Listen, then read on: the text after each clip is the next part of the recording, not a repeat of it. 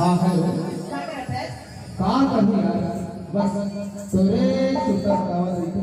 ऐसे का? हाँ, रात में भूख लगे प्यास लगे लेकिन आवे तोरे सुतावत रही थी। सही में? हाँ, और बता तू क्या करत है? अजी मैं क्या करो?